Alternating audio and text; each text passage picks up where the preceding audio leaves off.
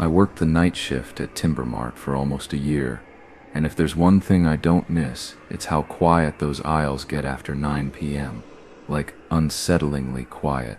The kind where every footstep echoes a little too loud and the air just feels still. But honestly, those shifts were bearable because of Leah. She worked pro services with me. Same hours, same routine. She had this soft way about her. Not shy exactly, just gentle. The kind of person who never raised her voice, never complained, never said anything bad about anyone. You'd think people would leave someone like that alone, but they didn't. Leah had this effortless prettiness that made every other customer think they were entitled to her attention. Mostly older guys, contractors, handymen, weekend warriors, lingering too long, cracking awkward jokes, pretending to need help with drywall screws they already knew everything about.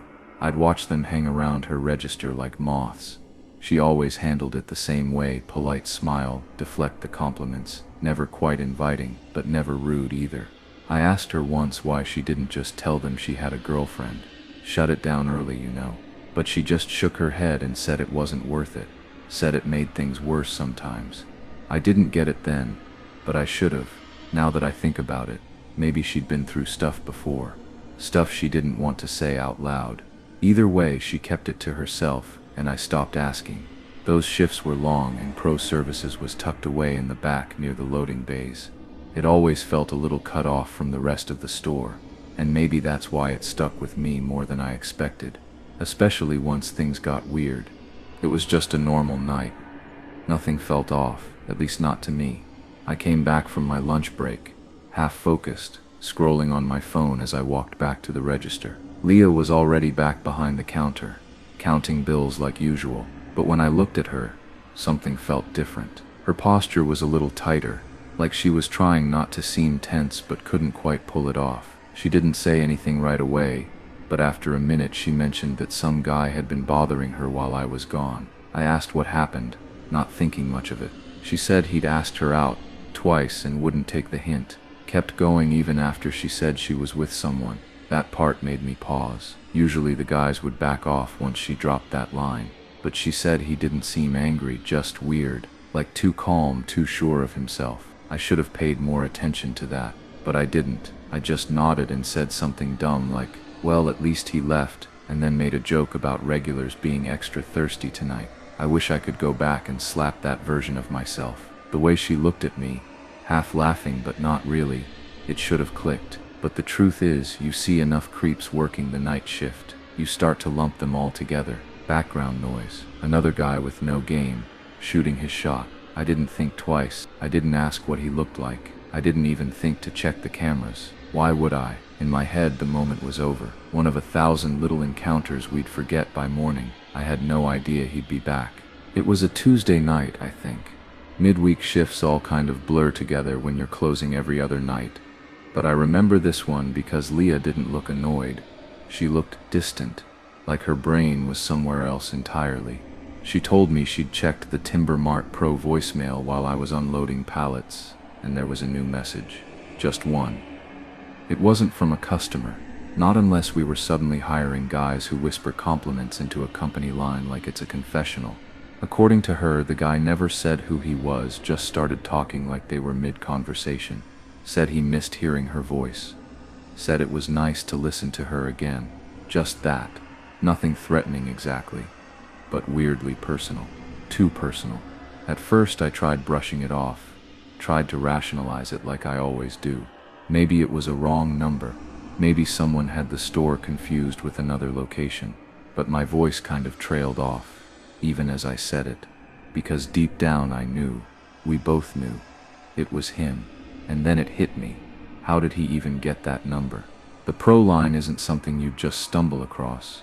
You'd have to either be in the store long enough to see us using it, or ask someone who worked there. Neither option sat well. I didn't ask her if she deleted the message.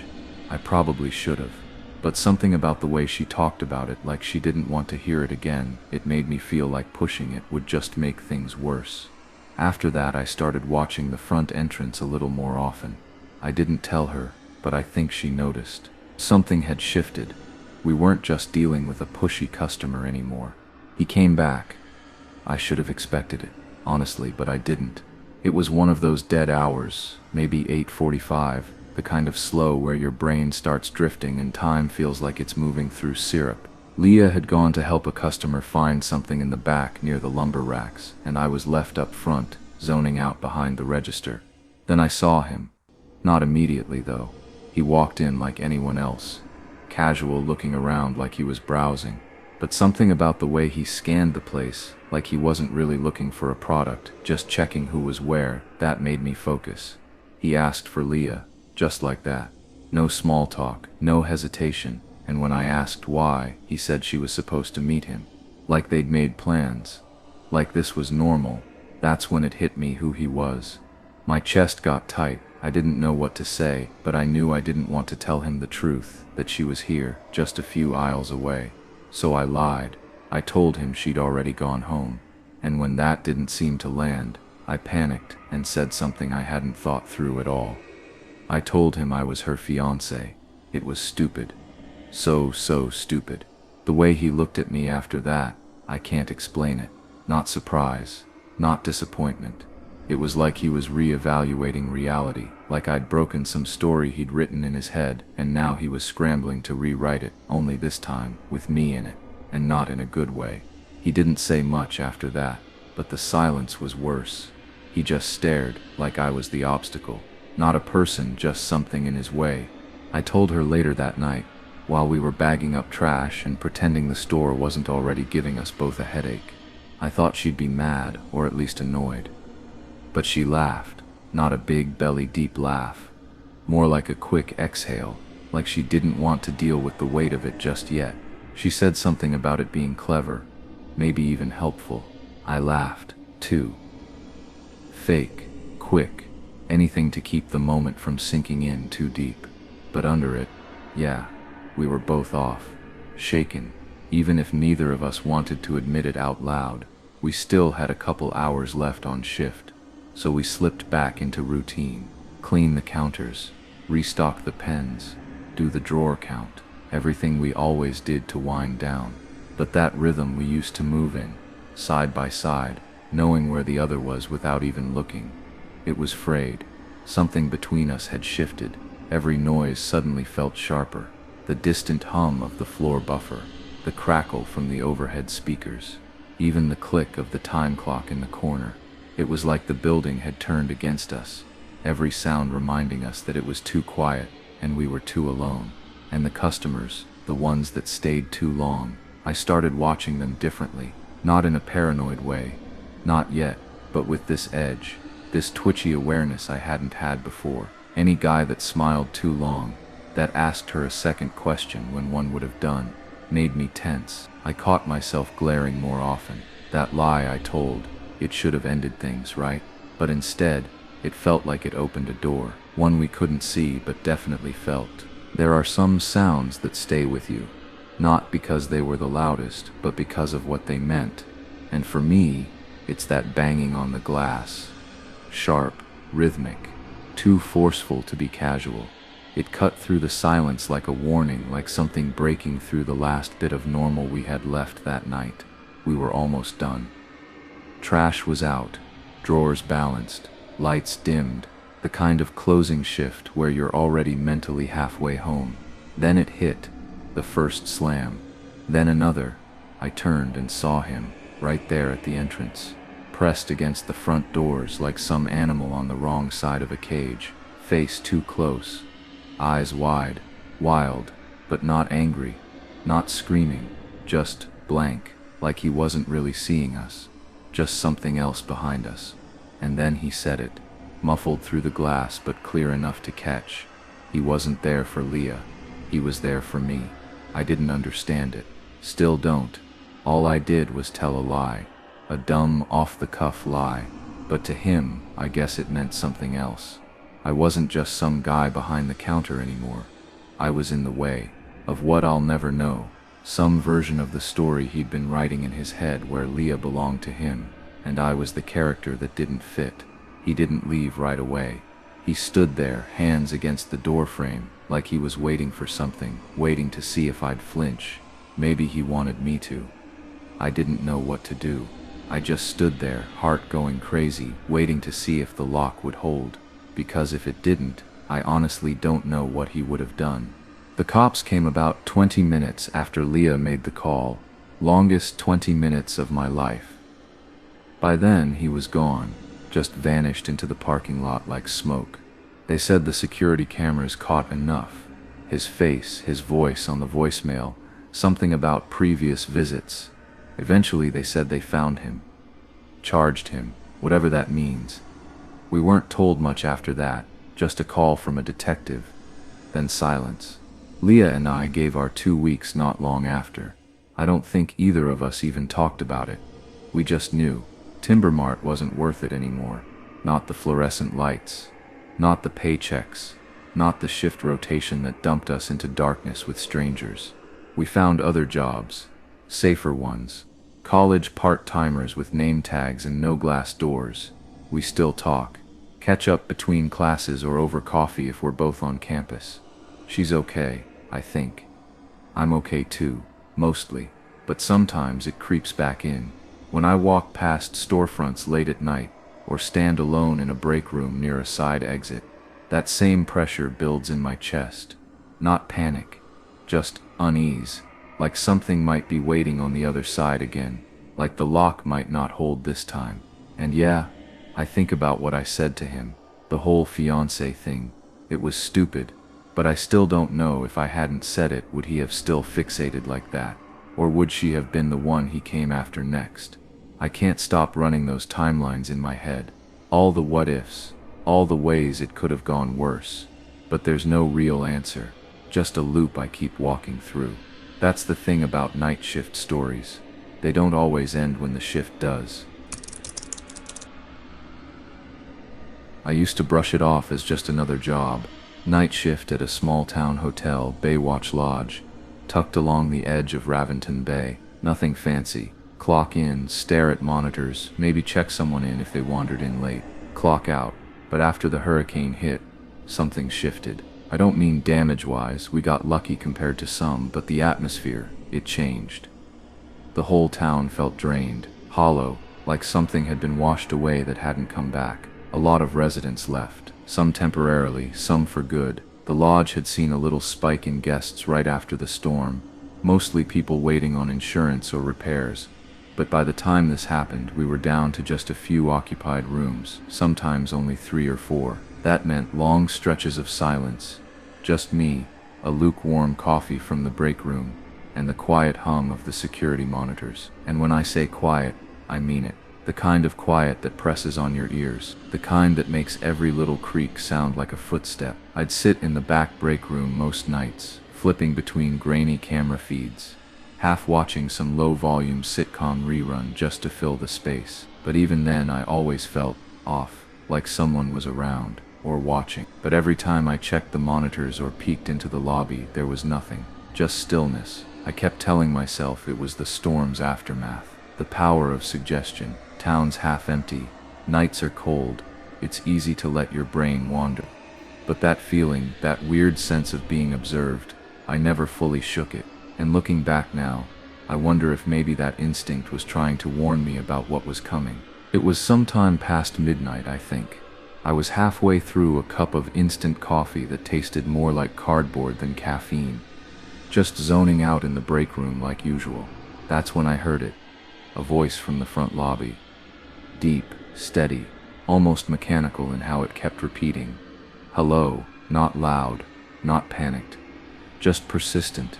At first, I thought maybe I was imagining it, hearing things in that dead-hour silence.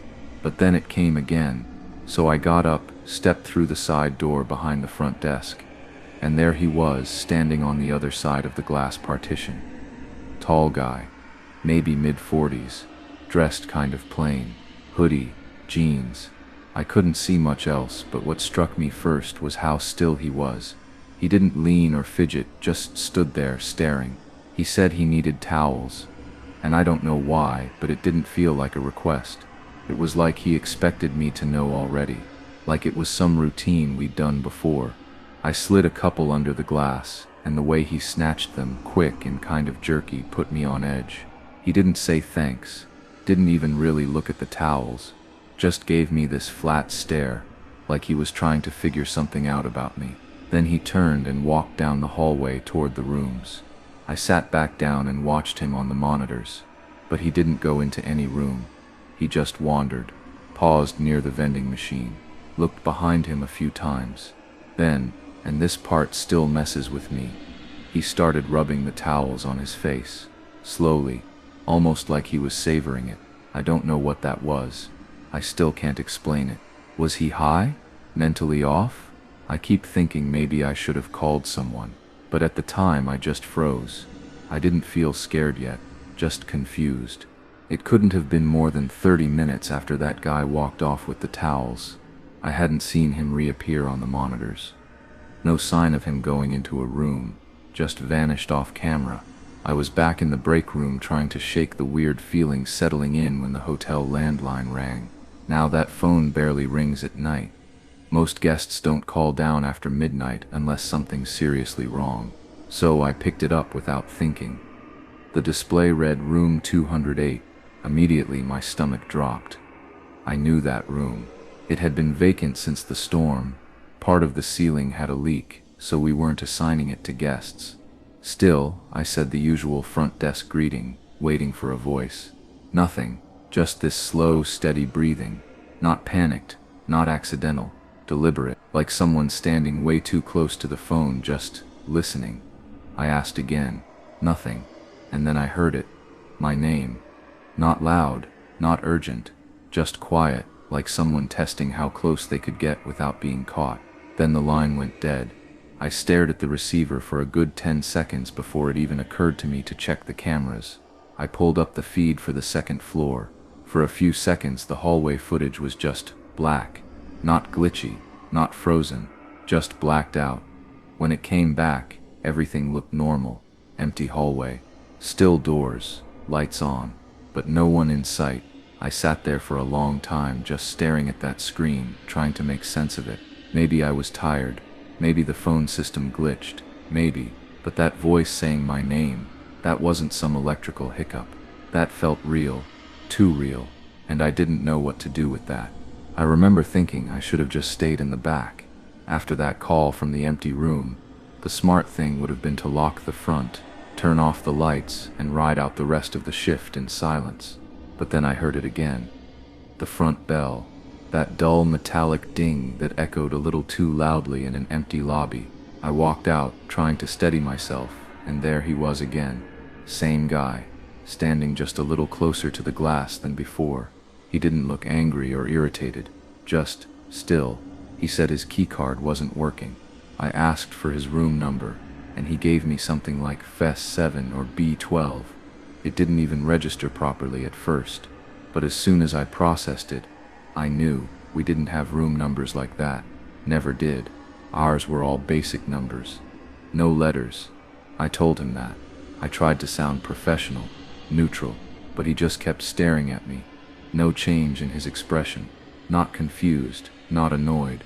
Just this weird, subtle grin forming, like he was amused. Like the whole thing was a game to him and I was already losing. He leaned in toward the glass, slow and deliberate, eyes locked on mine, and even though there was still that thick layer of glass between us, I felt trapped, like he knew how far he could push without actually breaking rules. I remember my hand trembling when I reached for the phone to call someone, anyone.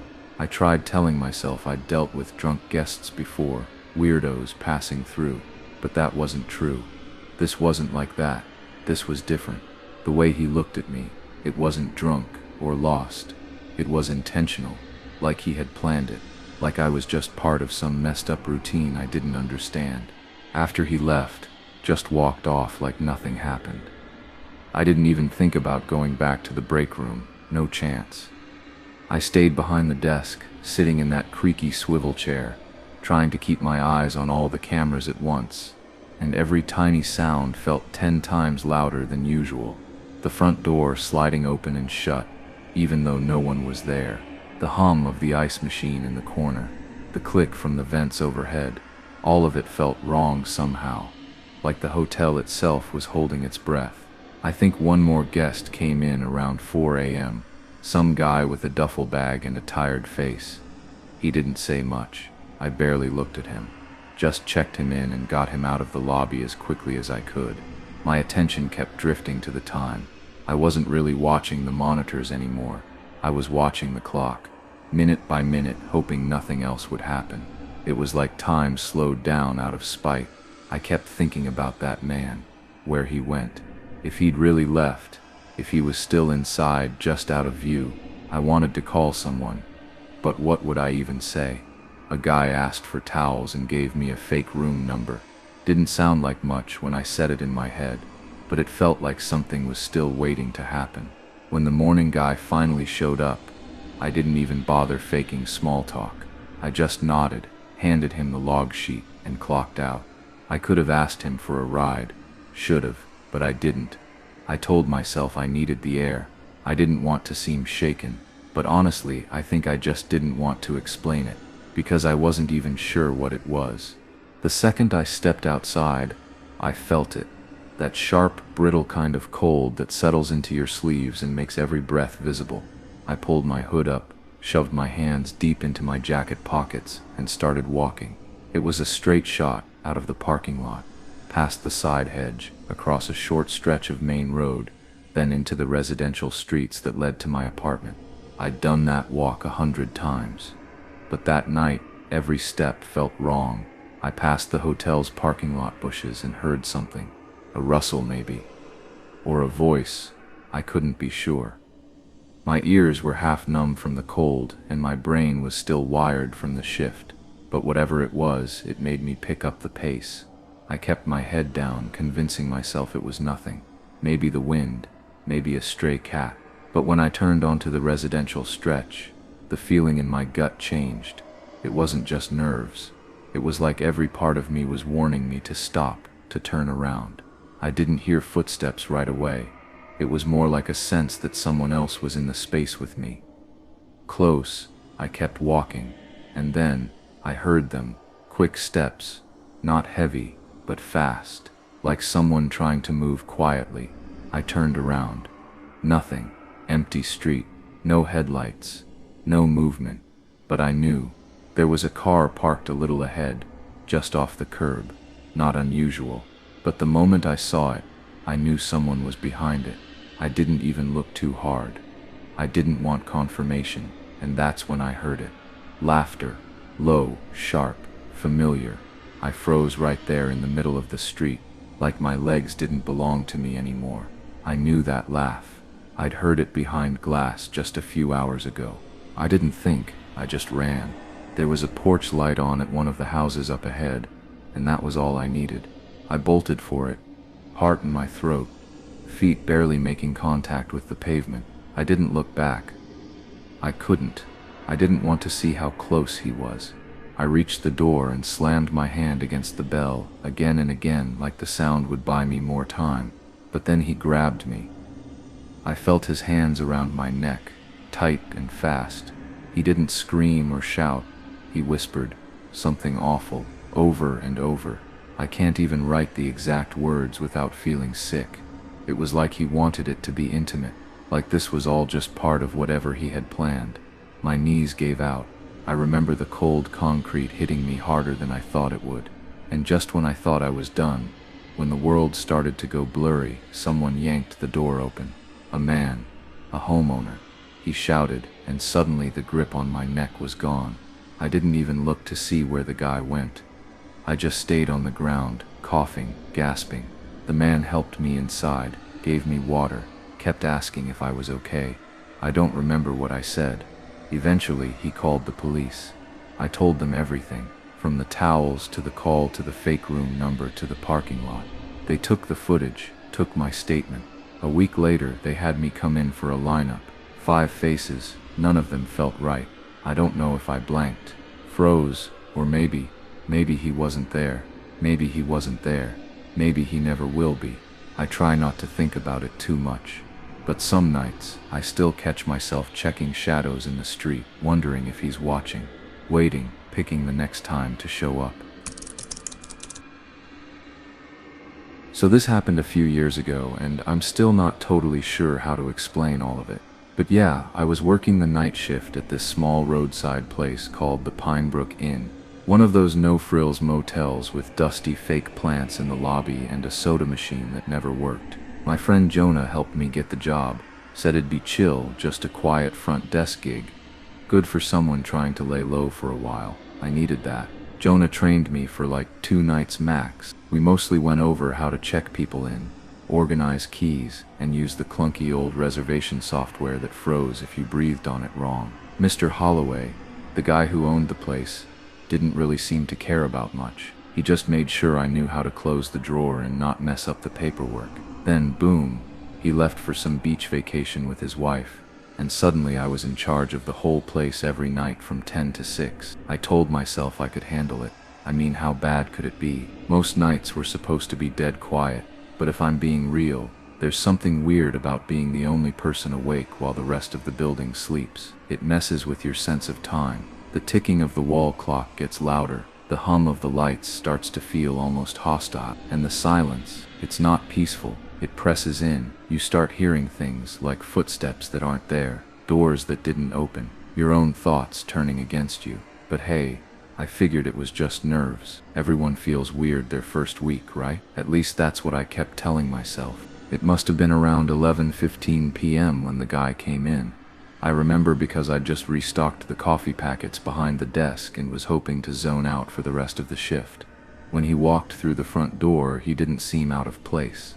Just a regular guy, mid-30s maybe, jacket a little worn, eyes kind of tired. Honestly, at that hour, everyone looks a little off. I didn't think much of it. He didn't talk much, just mumbled something about needing a room for the night, and I nodded and pulled up the booking software. It was all going fine until I noticed his movements. At first, I thought he was just cold, shivering or something. But then he jerked, like his whole body gave a sudden twitch. Then another, and he started swatting at the air. Not just 1 or 2 casual brushes either. Like aggressive, erratic swipes around his head, shoulders, arms. That would have been weird enough. But the spitting started. It was subtle at first, just this wet clicking sound, like a mix between a cough and a hiss. Then he actually spat into the air. Not at me, not even on the floor, just at nothing, like he was surrounded by something I couldn't see. I kept my eyes on the screen and pretended I didn't notice. I didn't want to ask questions, didn't want to get involved. My job was to smile, hand over the key card, and go back to pretending I had control over the night. That's exactly what I did. I handed him the key, watched him leave, and tried to breathe like it didn't rattle me. But something about the way he moved, that weird rhythm like he was glitching, stuck with me. Still does. It hadn't even been a full half hour since I checked him in when I heard it, a sharp, flat thud against the glass. Not a knock, more like a slap. It echoed across the lobby, and I swear for a second, my heart just stopped. I looked up, and there he was again, standing at the front door, motionless, hand still resting where it hit.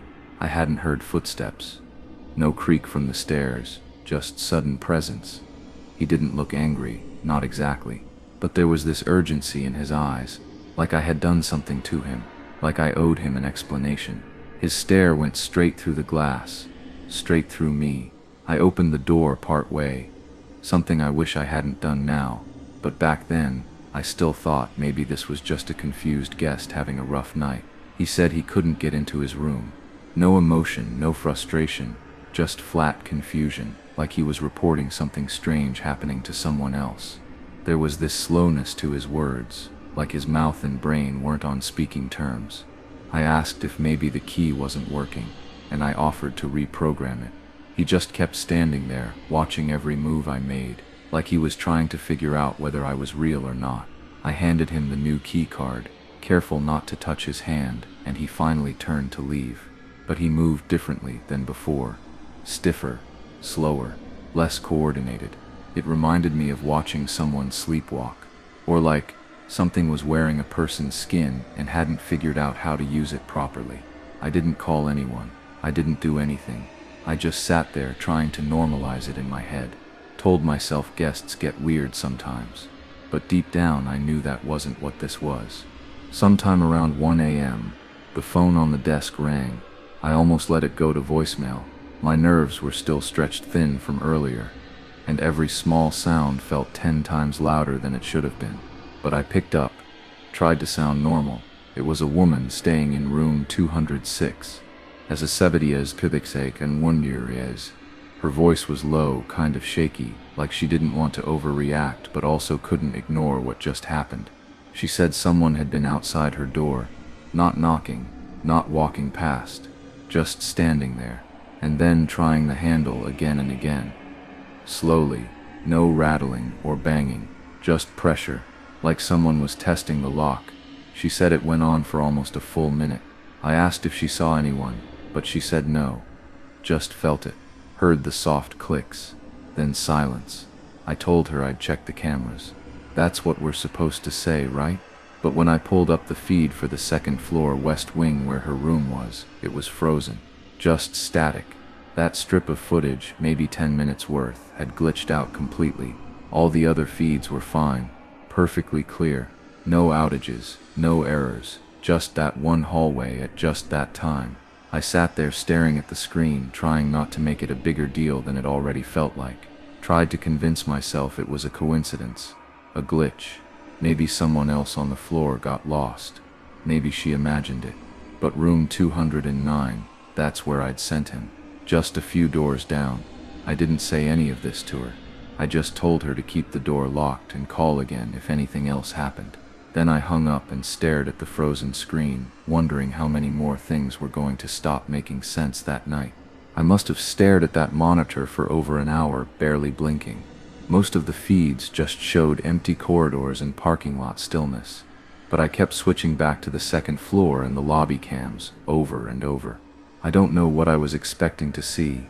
Maybe some kind of proof that it was just in my head, that everything was normal and I was just too sleep-deprived to see it clearly. But nothing about that night felt normal anymore. Eventually, I saw him again. Not on the floor where his room was. No, he was near the front desk, moving like he didn't really have a plan, just drifting. His steps were slow, uneven. He'd stop, glance at something invisible, then shuffle a bit more.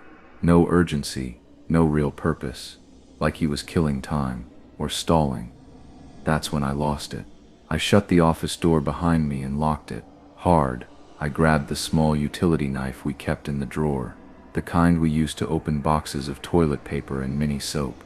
I held it with both hands, palms sweating, like I expected it to save me, like it was enough. I don't even remember breathing. I just remember standing there, frozen, listening to the faint hum of the building and his muffled voice in the distance. He was talking to himself quietly, but steadily. I couldn't make out words, but the tone, it didn't sound like someone venting or muttering. It was rhythmic, repetitive, focused. I tried to tell myself he was unwell, maybe having an episode, but something about it didn't feel disconnected. It felt deliberate, like he knew what he was doing, even if I didn't. And yeah, I should have called someone. I know that now, but in that moment I just kept thinking, what if calling made things worse? I don't even know what pushed me to step out of the office. Maybe it was guilt. Maybe it was just a weird sense of responsibility. Or maybe I was just tired of waiting for something to happen. Whatever it was, I convinced myself that if I just walked him to his room, if I showed I wasn't scared, it might end there. It felt like the only thing left I could control. I found him standing near the vending machine, like he was half lost. I told him I'd walk him upstairs. He didn't argue, just nodded. But the second we started climbing the steps, everything in me started screaming to stop. He didn't go straight to his room. Instead, he slowed near room 206, her room, the one from the call. He stopped completely, just stood there staring at the door, didn't knock, didn't speak, just stood, like he was waiting for something. I told him casually, I think, that his room was further down. He didn't move. I had to redirect him again. A second time. That walk, those 20 feet between 206 and 209, felt like a slow-motion nightmare. Every step I took felt like I was being watched, measured. I had the utility knife still gripped in my hand, hidden in my sweater sleeve. I kept thinking if he turned around, if he stepped toward me the wrong way, I'd have to use it. But he didn't. He just moved. Eventually, unlocked his door, and went in without a word. I didn't wait for the door to close. I bolted straight back down to the office, locked everything again, and then I just sat there staring at nothing, trying to calm my breathing. I didn't know what I had just walked away from. I still don't. Later that night, maybe an hour after everything settled, or at least stopped moving, I checked in one more guest. He was a sheriff from a few towns over, just passing through. Big guy, quiet type. I don't even remember how I brought it up, but I told him what had happened. Not all of it, just the parts I could say out loud without sounding crazy. He didn't say much, but he nodded and said he'd keep an eye out. It was the first time I felt like someone might actually take it seriously, but that feeling didn't last long. The next night the man came back. Same jacket, same empty stare, same slow movements like he was floating underwater. He tried the door, gently this time, like he didn't want to scare me, but still expected to be let in. I didn't open it, just stood behind the counter and mouthed through the glass. "We're full tonight," he didn't argue. He didn't leave right away either, just stood there for a bit, watching, then eventually turned and walked off like none of it meant anything. When Mr. Holloway returned a few days later, I told him everything. Not just about the man, but the woman in 206, the static on the cameras, the feeling that something had been off. But he didn't seem interested, just gave me that polite shrug people give when they don't want to call you paranoid, but also don't want to get involved. I kept working there for another year. Things kept happening. Odd guests, broken locks, phones ringing from rooms that were empty. But this one night, room 209, it still sticks with me, still feels like it didn't finish. Like something paused but never ended. I've never stopped wondering how close I was to something worse.